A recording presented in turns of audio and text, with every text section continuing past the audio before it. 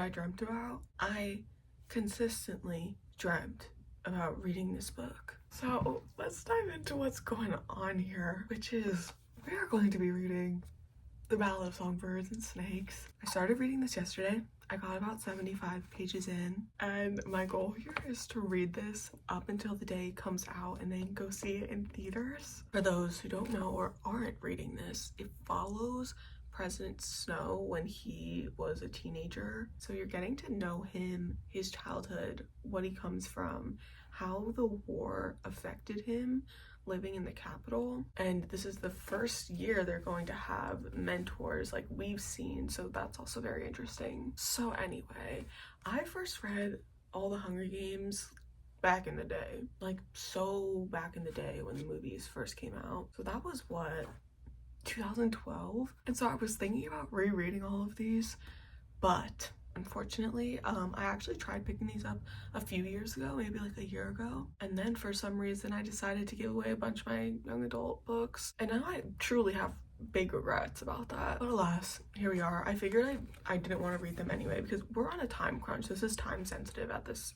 moment because this movie comes out in about a week. So I figured what would be more fun is if we watch all the movies leading up to it while we're reading this book. And I've seen a lot of mixed reviews, mixed feelings about this. Some people have given it like 1 or 2 stars and they're saying, you know, it's not what they expected, they didn't feel like it was necessary. Some people I even saw said the movie trailer was hyping it up for them, and then they read it and they were disappointed, so that's awkward. But I also saw some people like raving, so I don't really know what to believe. At this point, I'm actually loving it. I just thought it was so interesting, all of the backstory you're getting, and I really love the character of Lucy Gray, and she's the girl who was picked in District 12 to fight in the games, who is also going to be Snow's mentor or mentee. And it's also interesting following this narrative where you're following this person who you know is the villain, and Lucy is such an interesting character, and I'm just so excited to see how this unfolds. And I think I saw something actually with the actress saying the difference between her and Katniss is that Lucy Gray is like a performer. She says this whole really great quote, I don't know. She says Lucy Gray is a performer forced to fight and Katniss is a fighter forced to perform. And I think that makes so much sense here. I didn't realize how much of a performer Lucy Gray would be. Like, she's out here singing ballads. And it's honestly really funny the way everyone's just like over her just like bursting out into song. It's honestly so funny, but it makes a lot of sense at the same time. It's just really interesting how she's organically standing out in that way. So yeah, I'm just really enjoying being in this world again. Obviously haven't been in it in a while, and it's just such a eerie dystopia that for me just makes me think so much about our future as a society and even just the parallels to our current society. But I guess that's my spiel for now. Loving Lucy. I can already tell Snow's like not it. I mean, we already know that from the movies, but it's interesting because like clearly you want to be sort of compassionate towards this person who also went through stuff as a child, and that's clearly what they want you to feel too, because clearly bad things have happened to him, but he still for some reason like doesn't have the empathy to see like the district people as human beings. And you can also really see how he's so strategic about, especially because he has to have like a good victor because things are not going well for his family since the war, and if he wants to go to university, if he wants to have a good future, he has to have a good victor, like a good reputation, being a good mentor. And yeah, I just have a feeling this is gonna be very all-consuming this next week. I'm gonna watch all the movies, I'm gonna finish this book, and then I can't wait to see the new movie.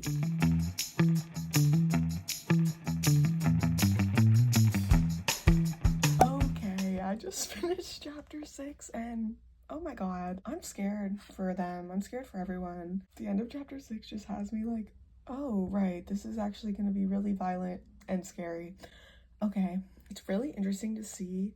I just really love the historical aspect of this, seeing how everything is coming together, even like the stuff like you know, being able to sponsor tributes and send them food in the arena and everything, like all those ideas are being bounced off of each other and like coming into fruition right now, which is super interesting, as well as the fact that you can really see how snow is shaping the games in a sense. Like, I mean, he went and visited his tribute immediately. He was the first one, so he obviously really stood out, and his tribute stood out because she's this beautiful girl who's singing and really capturing everyone's attention, and he's going and kind of forming a more intimate relationship with her, which is abnormal, but it's making him stand out. And I mean, he's really already gained her trust, which is what he wanted. You could also tell he's really being affected by her, which is super interesting. I already think there's going to be like a little bit of a romance plot here, which is annoying, but you can tell it's really affecting him to see her as a human. Like, he really didn't expect that one. He did not expect to see the humanity in these people. And it's so crazy because at the same time too, he's like, well, I can confide in this girl and find comfort in this girl because she'll be gone soon anyway. Okay, but anyway, I'm gonna keep going because this ended on an insane cliffhanger.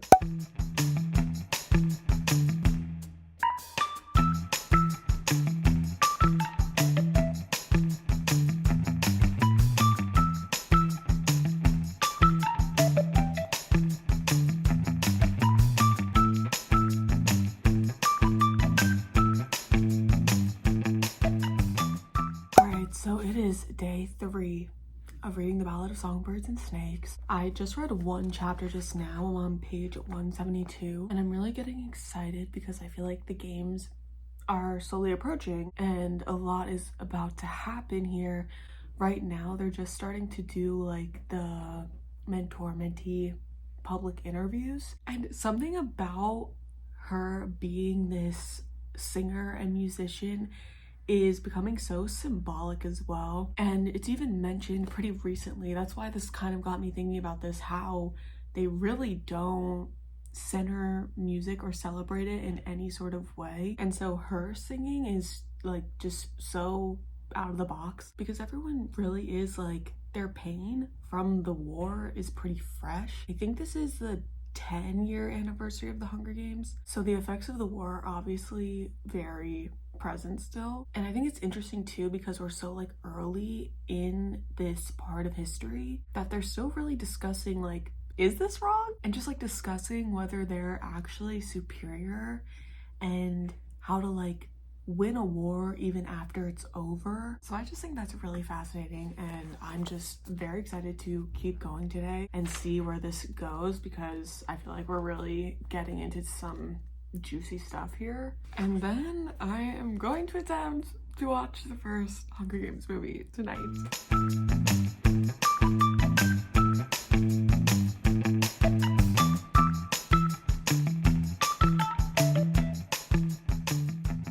Literally, this is disgusting me. The beginning of this chapter literally goes, his girl, his, here in the capital, it was a given that Lucy Gray belonged to him, as if she had no life before her name was called out at the reaping. Even that sanctimonious Sejanus believed she was something he could trade for.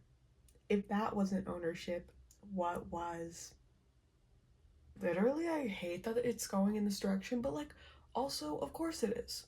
Of course it is. All right, it is later in the evening. It's probably around 7:30 now. I've been reading for quite a while. I'm up to page 255, chapter 17. And I gotta say, I feel like these last few chapters have been moving really slowly. The games have finally started, but still I feel like things are moving very slowly. I think it's because we are focused on the mentors and not really the tributes at all. So it's kind of frustrating, but also I think that is the point. But I have to say, a character that has just grown on me so much, and I really liked him from the beginning, is Sejanus. I just really love having someone there to stir the pot a little and to just like bring some sense of reality back to not only the characters but like us as readers, and to just have a voice of reason there. And I do want to say a little spoilery thing, so I'm gonna put my spoiler text up, but it will be gone once I'm done. So once they basically went into the arena, the game started, the action wasn't really picking up, right? And at one point, Sejanus leaves the place where they're all sitting and watching, and you find out later that he went into the arena, and I don't even really know what his purpose was going in there. He was just so defeated. He was like, let them kill me, like, go at it, guys. But eventually they coaxed Snow to go in and get him, and I thought that was such an interesting part of the story because for once he's finally feeling a semblance of the fear and the terror that the tributes are going through. And I think the way he reacts is really telling as well, because he was attacked, he killed that boy, then he says something at the end where he's like, as I was running to the gates, I wanted literally to like call out to the guards to just kill them all. And how as soon as he got just like an inkling of being threatened, his anger and like that ugly side of him that wants control just thought, well, like, I don't even care, it's my life or theirs. Snow is definitely a very interesting character because you see like breadcrumbs being dropped in terms of him being manipulative and cunning and strategic. You also see these like glimpses of humanity in him because he has feelings for Lucy Gray, and he has, you know, past trauma that you do get to see, like with his mother, his father, just the war in general that he lived through as a child. So I will say, I do think it's very interesting to see the life of a child slash teenager, seeing the aftermath of how the war affected a capital child. This has got me thinking so much about certain characters that are in the movie, especially the character Viola Davis is playing. She is going to play this character so well, and I'm really excited to see Hunter Schafer's character Tigress, especially because she's a very compassionate character, especially in this world. Like, everyone is just an asshole, and I feel like I see a lot of almost like Katniss in her just because she's like this big sister role almost. But I think she's going to be so great, and I actually really do appreciate her character too because she's a lot different than everyone else at the Capitol. She like actually seems to have a soul. So I'm really excited to see how this is going to continue.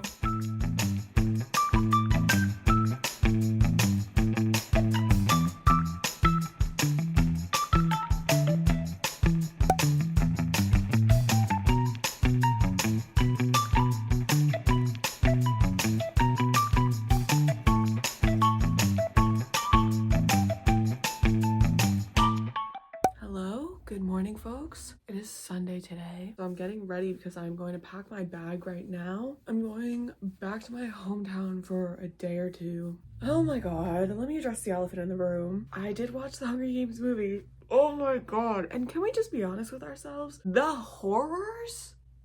That's a horror movie. I forgot how fantastic the first movie is. Like, that came out in 2012, swinging. I mean, it's incredible. It's iconic. It's a relic of our time. But holy shit, I was literally like sobbing at least 1 to 2/3 of the entire movie. It was just a lot, but I'm actually really excited now to watch Catching Fire. I feel like a lot of people say Catching Fire is the best one, so I'm definitely going to judge all of these going forward. I'd say this one, I mean, I don't even know what I would rate it other than a 10 out of 10. Maybe I'll rate it like a book. Hold on. If I'm rating it like a book, I mean, it's 5 out of 5 stars. The movie's 5 out of 5 stars. So I'm excited. I'm gonna try and watch Catching Fire tonight. That's the one where all the like previous winners compete, right? And then if I'm being honest, I don't even fully remember what happens in Mockingjay except for like the traumatic parts. For some reason my brain stored those for sure, safe and sound. I just made a safe and sound reference by accident. Anyway, another thing I definitely have to say is that I am looking at all of this with such new eyes reading this book right now, because you can just tell, like, everything in the Ballad of Songbirds and Snakes, because it's the 10th Hunger Games, everything is so much less polished. Just like the gimmick of it all isn't as loud and in your face. Like, I noticed watching this movie that in the book, they don't have an evaluation or any training that they show you in the movie. There's just a lot of that, like, beginning stuff that is totally missing. And let me just say, I am looking at Professor. He's not a professor. Like, literally, who said that? I'm certainly looking at President Snow with new eyes. I am just side-eyeing this man to death. But anyway, I'm going to finish packing my bag and then I'm gonna leave in probably about an hour. Okay, so I just read about 2 chapters. I'm up to page 284. I'm gonna stop for now because I'm gonna start driving. But I did want to mention 2 things that stuck out to me while reading this section. Well, first of all, I want to say I feel like we are seeing a lot more sympathy towards the tributes here, which we aren't seeing in examples such as like the movie I just watched. But I really think why this is and like why it becomes so much more of a spectacle is because of the sponsoring. Like it says here, the dean spoke the next word slowly as if to a small child. It means we're all in the arena together, referencing the fact that like now the audience is an active player in the games, and that's why you really see how it has become so big and like such an involved thing for their country. Whereas now no one was super interested, or at least as interested as they eventually evolve into, and this whole sponsoring thing changes everything. I also thought this part was really interesting and held interesting parallels. It's on page 272, and it's a moment where in the games one of the boys rips up the Pan Am flag and uses like part of it as like a trading thing, and then he eventually uses all of it to lay on top of the dead bodies. And it's so fascinating how in this book, you know, they freak out over that, and how they even suggest that he should like be, you know, punished to the furthest extent, and then they literally are like, oh right, we actually already put him in the Hunger Games. So, and I just thought that part was really interesting and symbolic, how they're all freaking out over this and how he's like destroying this symbol of something to them, but obviously in the grand scheme of things he's really not doing any harm, and the real symbolism comes from him laying it on top of the bodies that they've sacrificed. So I just thought that was a very interesting moment here. So yeah, but you definitely are seeing a lot more, I would say, sympathy from the like teenagers, the mentors in the Capitol, which is interesting because that is just so not a thing once they are so far into like the 74th Hunger Games. I like that here we're still seeing how things are really fresh and still newly developing. Anyway, I'm planning to read more later tonight. I'm this far in, but for now I'm going to put it down and head there.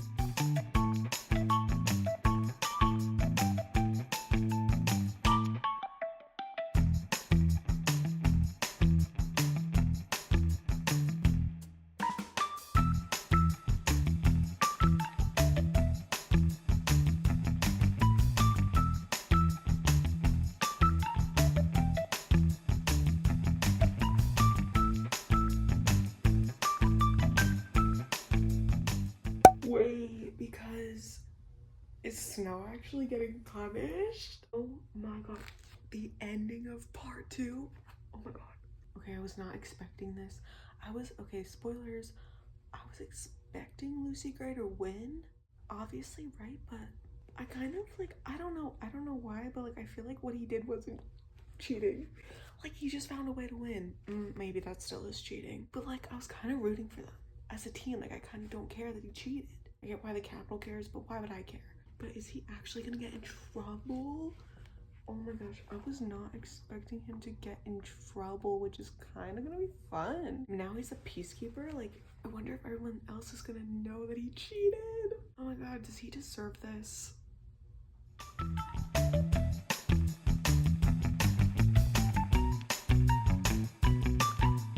Hello, good afternoon. Just want to discuss with you what I've read yesterday. Oh my god, I actually went through a lot, just so everyone knows. So we're gonna be a little spoilery here, I just need a second. So where we last left off, we saw as Lucy Gray won the games. I gotta say, I mean, it wasn't as exciting as I thought it was gonna be, but I have to say, like, the whole, like, him getting punished by becoming a peacekeeper, I did not see coming at all. And this just makes so much sense to me because the peacekeepers in the movie are pure fucking evil. But I have so many questions, especially because I am seeing so much about the movie. Like, my whole TikTok is now about the Hunger Games. And in the movie trailer, they're like together a lot, Snow and Lucy Gray. And it's just kind of confusing because I'm like, are they going to come together at the end here, like in these last 200-ish pages? And the thing is, I don't really want them to come together. This is my prediction. I think, especially because I just watched Catching Fire last night, and Snow is literally, like, he hates women. And I think it's literally because Lucy Gray probably, like, rejects him, right? I really hope I'm right. And I don't know, maybe he sees a little bit of what he saw in Lucy Gray and Katniss, even though they are very different. But oh my god, you can tell he's mad. He is so mad in the Catching Fire movie. I actually, now that you mention it, I actually did write notes as I was watching the movie. I couldn't help myself. And I just gotta say, now that I watched this movie again, I need to re-rate the first one. The first one was still a classic. Like, I'm gonna give that now in hindsight a 4.25 out of 5. Catching Fire though, 5 out of 5. Okay, so let's just go through my notes real quick. Got them right here on my iPad. First of all, right off the bat, what I noticed was Katniss has PTSD as fuck. She is so traumatized. Like, this movie is really good, but I just feel so bad for her the whole time. My second note, fuck Gale. I can be sympathetic towards him at times, but when he was like right at the beginning, when they're talking about PETA and Katniss is like, it was a show, and he goes, yeah, well, it was a good one. Okay, that was a huge red flag for me. Next, when he kisses her out of nowhere and then goes, I just had to do that at least once. Did you though? I don't know. Oh my god, and another iconic line, please. When he starts telling her basically that her whole Barry stunt basically started this new little rebellion and is bringing down the system. And she goes, it must be a fragile system if it can be brought down by just a few berries. Literally shots fucking fired. And when he gave her the white rose, who else's jaw was on the floor? Like, after reading this, and I'm not even done, but I'm seeing things so differently while watching the movies. I'm really glad I decided to rewatch the movies during this. Then we get to the part in the movie where I just wrote Snow a freak, because he like pulls up a fucking hologram of Katniss and Gale kissing, and it's just like, okay, did you need the 3D rendering of that? Another note I have here is that the technology in this like era of the Hunger Games scares the fuck out of me. Honestly, it's one of the scariest parts, arguably. I do have to say, this is why we choose PETA over Gale, is because 15 minutes into the movie, he's apologizing. Like, what a man. Can you even imagine? Moving on, I just wrote Jennifer Lawrence's voice. That's it. I mean, have you heard this woman speak? I mean, the cadence, the grit, it's really something. Then I was noting how sick it was that they have them go on this tour to all the other districts being like, yeah, we won, we're alive, and all your people are dead. But we're alive though. Which is also very interesting because I saw something somewhere where it said the 1st through 10th Hunger Games, you just got to go home. So the 1st through 10th victors really got it easy, I guess. But anyway, then I started sobbing because you know the scene, right? The violence of some of these scenes literally makes me sick to my stomach. I'd say like 2 of the most heartbreaking scenes of this series are in this movie. Okay, but can we fucking talk about the absolute serve that was Snow's fucking granddaughter wearing Katniss's signature braid, and he's like, honey, that's so cute, why are you wearing your hair like that?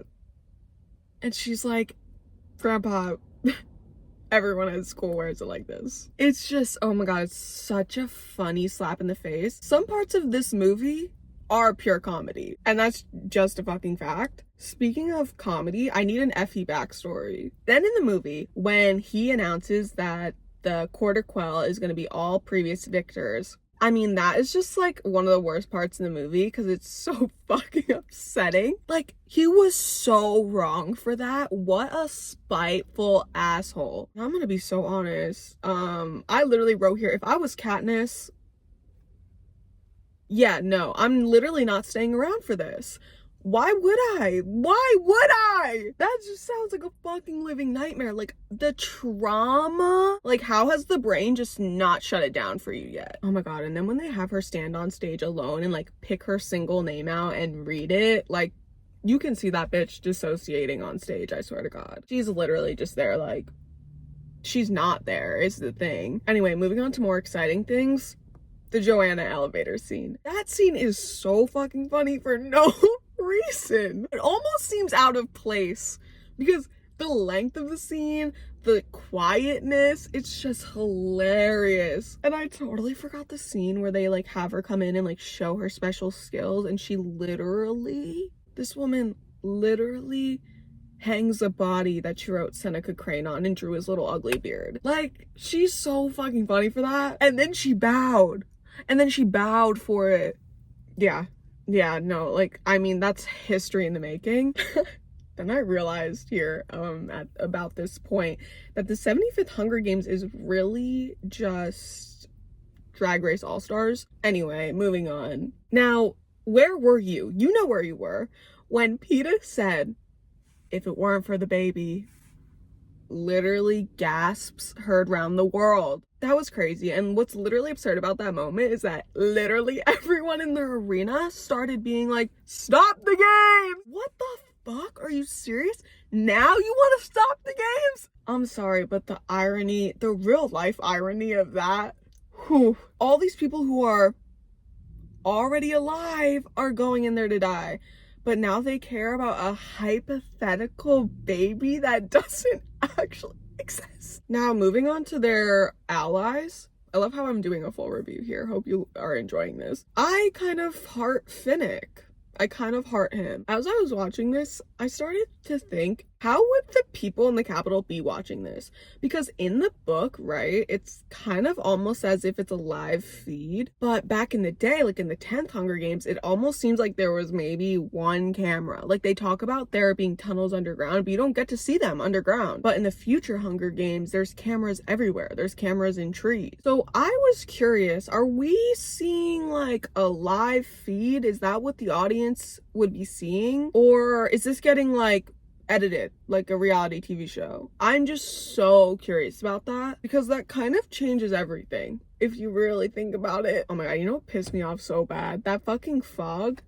Katniss literally staring at the fog for like an hour. No, she's staring at the fog for like 15 seconds. I don't know, but she literally waits until it touches her fingertips and then starts screaming. I don't know about y'all, but if I just saw like an ominous fog, immediately I would book my ass to any place that's not there. But why this movie was so good, one of the best Hunger Games movies, is because we, like, as an audience, as a fictional audience, get to see them in the arena again. We get to see victors from the past that we didn't know. But also, this arena was super interesting. The whole clock thing, that was a game changer. Literally. Oh my god, and the Jabberjays, y'all. That shit's pure fucking evil. Literally every time you think the Capitol couldn't do something more evil, they come up with something. And then we get to the end where she shoots the arrow at the dome. That shit was literally show-stopping. Literally show-stopping. The whole revolution plot twist, are you joking? And my last notes, first of all, do y'all remember the pin dropped at the end of this movie when you watched this for the first time? When Gail said there is no District 12? I mean, this just propels everything moving forward, obviously, but what a way to end a movie. And my very last note of the evening was that this movie was traumatic. But that is it as far as Catching Fire goes. So please let me know what you think. How were you changed irrevocably by the Catching Fire movie? Let me know. down below. But anyway, today I had a doctor's appointment this morning and I'm going to see my friend later today, so I have nothing else to do but read. So I have, I think, about 170 pages left. Now I am just so invested. Like, it's to a different level now.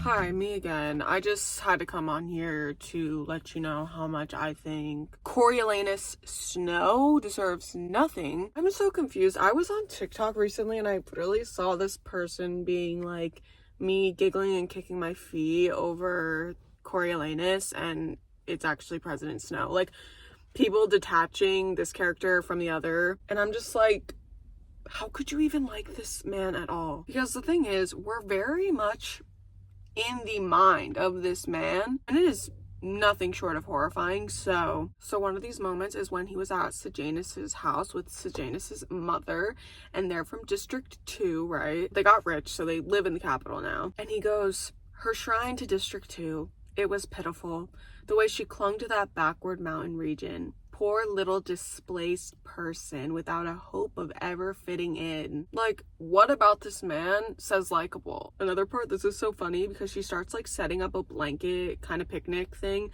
in the arena. And it goes, "Was she restaging it now for his benefit?" Something tugged at his heart and the memory of the kiss hit him. Were there more in his future?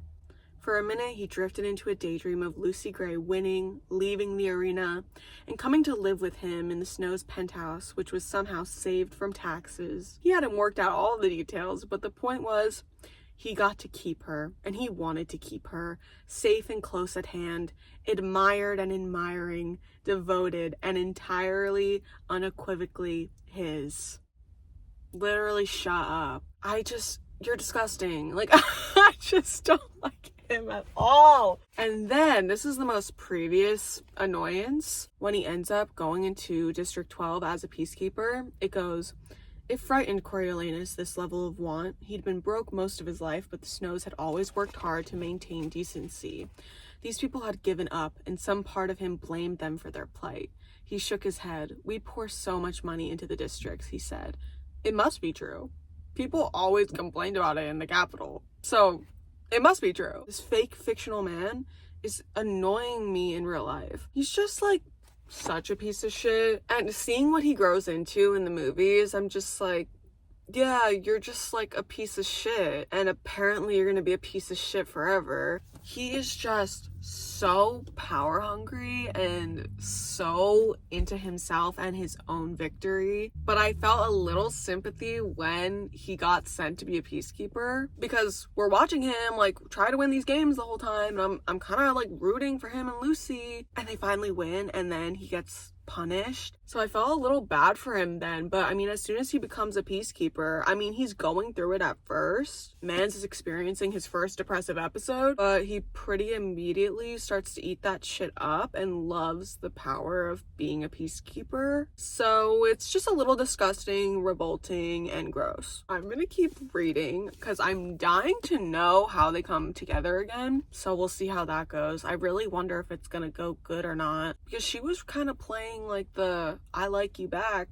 card. so unfortunately, the more that I'm reading this, the more that I think Lucy Gray likes him. I mean, she showed interest pretty much this entire time, but part of me, I don't know if I buy it, which makes me wonder why he's so salty then. Something else must happen, right? Like, between them in some sort of way. I just wish we got a little more of like what's going on in her head. I'd say that's definitely a disappointing part of this book at the moment. Not enough Lucy, not enough of her point of view at all.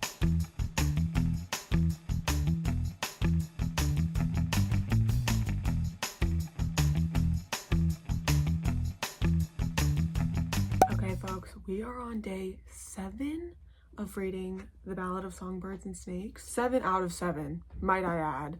This is going to be the last day I'm reading. I have 107 pages left exactly, so I'm going to binge the rest of this today, and then I'm going to buy my tickets for the movie tomorrow. So yeah, I'll update you once I have more thoughts, but I have to say already, I just feel like this is going downhill for me. I'm just really confused. Like, what's supposed to be good about how this is going? So yeah, I feel kind of on the fence at this point.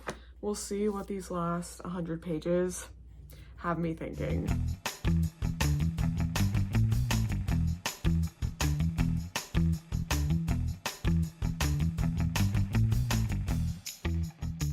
The time has come. So I have finished The Ballad of Songbirds and Snakes, and I will be getting into spoilers, but not yet. I just want to say I feel not happy. I don't even, like, am I supposed to feel, what am I supposed to feel here? Because I just feel unsatisfied, and like that was just such a ridiculous ending. The whole last third of this book just feels so pointless. I think I'm gonna have to jump into spoilers, honestly, right away, because how can I not? To start, I will say I give Lucy Gray some grace, okay? She didn't know much about this guy. She figured he saved her out of all the tributes in the arena, and he came back for her, and she didn't know more about him. Like all the things that were actually going through his mind and going on behind the scenes, and where his loyalties really lied. They had one conversation where he basically was kind of backing the Capitol and just being like, I believe that we need order in order to not have chaos. But I mean, they really didn't dive into it. And then the whole Sejanus thing, we'll get back into Lucy Gray in a moment. He's like saying all these things that he know will make him look good, but you're literally listening to the inside of his head, like knowing he doesn't mean any of it. Calling Sejanus his like brother, and Sejanus actually believing and trusting in him. It's sick. It's literally sick. And so eventually when Sejanus decides he wants to run away, he doesn't want to be a peacekeeper, Snow just like has to be his little narc ass self and literally records Sejanus unknowingly to him on one of the Jabberjays. They get sent to the Capitol and he's looked at as like this hero. Meanwhile, Sejanus literally gets murdered for it. And so that whole situation is really disheartening, right? But then honestly, this pisses me off the most, is what happened with Lucy Gray at the end. Because, yeah, no, what happened? Literally, what even happened? It's so annoying. Because now the two of them are planning to run away together because he had to kill someone else, literally to protect himself, but Lucy, because of how it was perceived, thinks he did it to protect her and her family. But no, girl, he literally did it to protect himself. It had nothing to do with you. And so the day they're going to leave, they're getting ready, they're packing their stuff, they're talking, and he mentions something about killing 3 people, and she's like, who was the third one? Because she knows the first 2, and he basically in his head counted Sejanus as the third person, and he says this dumb ass line where he basically says, he's like, my older self. I killed my older self. You really expect her to believe that? And I'm guessing, because it was not told to me, that essentially she put 2 and 2 together and realized that he had something to do with Sejanus's death. And so when she goes to collect something, she actually runs away from him, and he realizes that she's been gone for a long time, goes after her, basically kind of puts 2 and 2 together and realizes, oh, she's leaving because she realized I killed Sejanus. She doesn't tell us anything, and that's what's very, very frustrating throughout this. This would have been such an interesting book if we got a dual POV. Oh my god, that would have made this book so much better. And so basically as soon as she flees, he decides, guess I have to kill her. Just 0 to 100 so fast. And then that's it. He goes back to base. He gets promoted, and then, oh my god, this is so annoying too. Not only does he get promoted, he thinks he's getting promoted because he passed a test and he's gonna become an officer or whatever, but no. They bring him back to the Capitol, and Dr. Gall, she welcomes him back and was like, yeah, no, that was just for the summer. We were never gonna let you stay there. Okay. And he gets to go to school, he gets to go to university, he gets literally everything he's ever wanted. He even basically gets taken in by Sejanus's family and goes and like plays house with them, lets them give him all their money and all these other resources. Oh, and then before the book is finally over, he does kill one more person. So that's it. The end. That's literally it. Can you believe that? I'm literally so annoyed.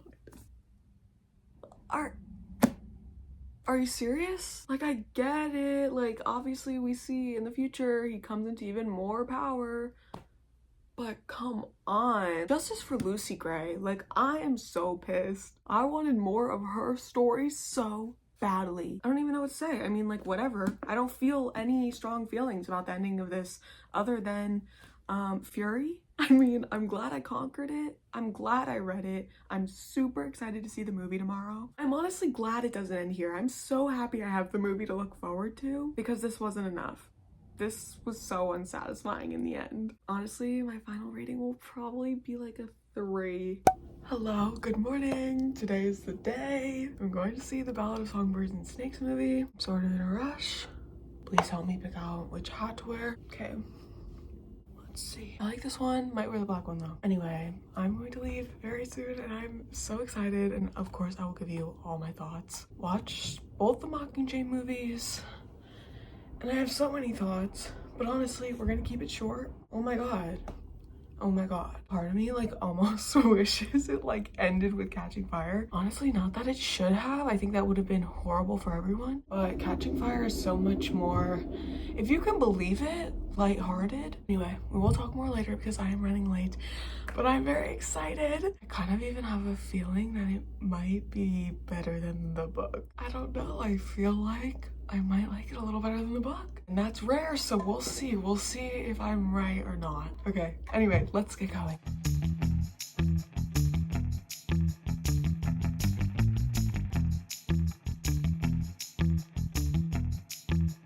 Guys, look what I got. Is this irrelevant? Yes. But also, is it the most important thing I should mention right now? Also, yes. They didn't have this when I saw the Eras Tour movie, so I literally just got it just now. Anyway, I just got back from seeing the Ballad of Songbirds and Snakes in theaters. Oh my goodness, honestly, they did a great job. They honestly stayed true to pretty much everything. All the things that were missing, that they took out or altered slightly, were truly minor details. I would say the biggest thing that they changed in the movie would be when Snow and Lucy Gray had their first kiss. I feel like that was the biggest alteration. There were a lot of like scenes cut that just would have added to the length that weren't necessary. I have to say, Snow in the movie is marginally more tolerable than in the book because, you know, and truly, it's because you're not actually getting this man's inner monologue and inner thoughts, and you lose a lot of the story, I feel like, because of that. Other than that, I feel like it was really, really true to the book. It is super interesting though when you watch a movie like that because the longevity of it feels so much shorter than reading the book because you're spending so much time in the world of the book, and in the movie, even though it is really long, it's still not as long as you were reading the book for. But still, I think what they did with the time they had was done well. And a lot of the minor details were included too. I think the important ones were included. This also did clear up the last scene for me, I feel like, a lot. Just to be able to see it